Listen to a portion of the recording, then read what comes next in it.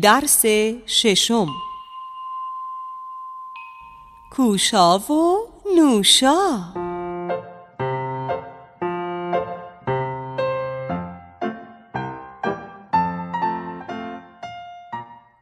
دو پرنده کوچک در جنگلی زندگی می کردند. اسم یکی از آنها کوشا و اسم دیگری نوشا بود. آنها شبیه هم بودند و همیشه با هم پرواز می کردند. روزی پدر و مادرشان به آنها گفتند شما دیگر بزرگ شده اید.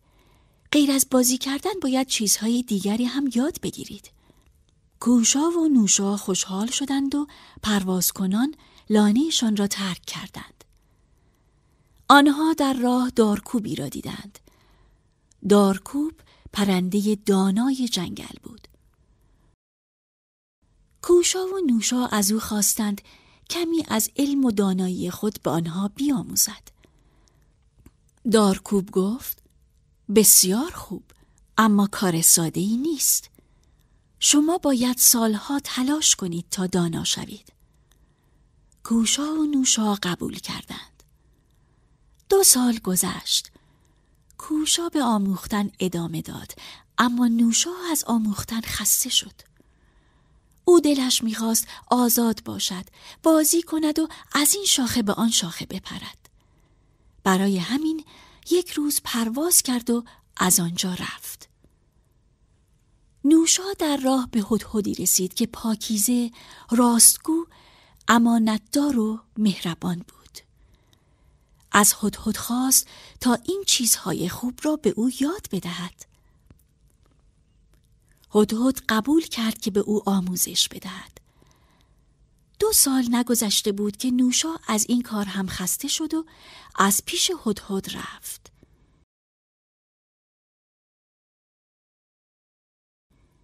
این بار به طوطی سخنگو رسید و از او خواست خوب حرف زدن را به او یاد بدهد. طوطی گفت بسیار خوب، اما تو باید اول خوب دیدن و خوب گوش کردن را یاد بگیری و تمرین کنی تا بتوانی خوب سخن بگویی. این کار چند سال طول می کشد. نوشا قبول کرد، ولی هنوز 1 سال نگذشته بود که از آموختن خسته شد.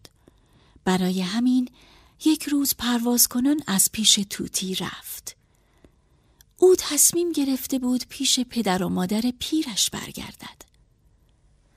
سرانجام نوشا به لانه برگشت و دید همه از خوبی و دانایی کوشا حرف می‌زنند. کمی به فکر فرو رفت. سپس پدرش این شعر فردوسی را برایش خواند. توانا بود هر که دانا بود، ز دانش دل پیر برنا بود.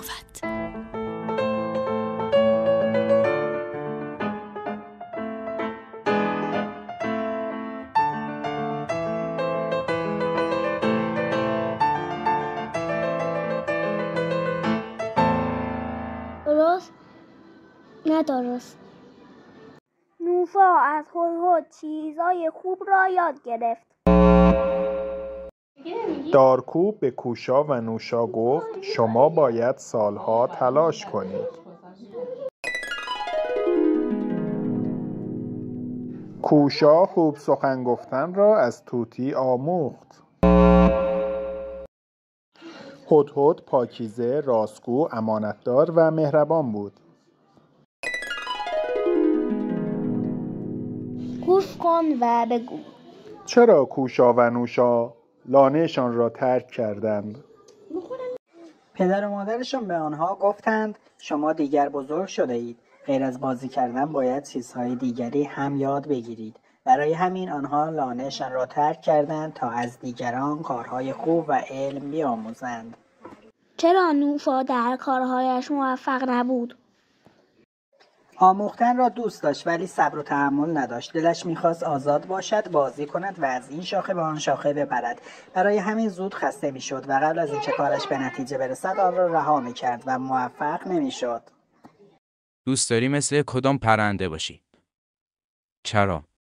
دوست دارم موفق باشم، زندگیم مفید باشد و دنبال کارهایی که فقط وقت آدم را تلف می‌کند نروم.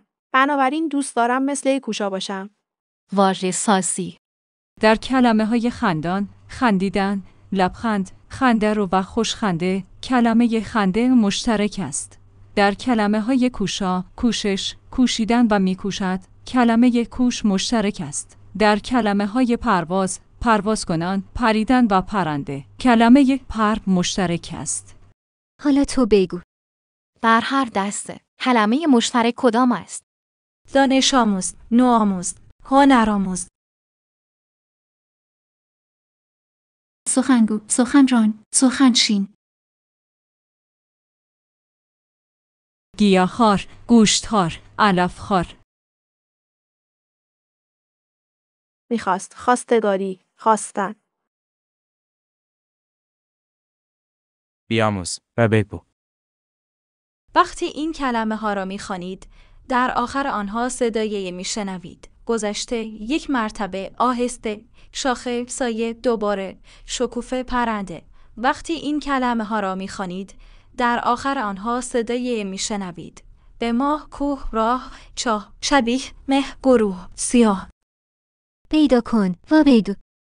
کلمه هایی را که نشانه های گره در آخر آنها صدای ام می دهد. پرنده، همیشه، شده، لانه، ساده، ادامه، خسته، شاخه، پاکیزه، نگذشته، گرفته، همه. کلمه هایی را که نشانه های گره در آخر آنها صدای هن می دهد. شبیه، راه.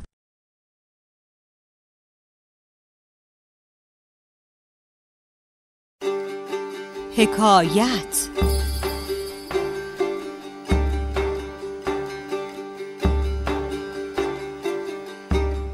خوش اخلاقی.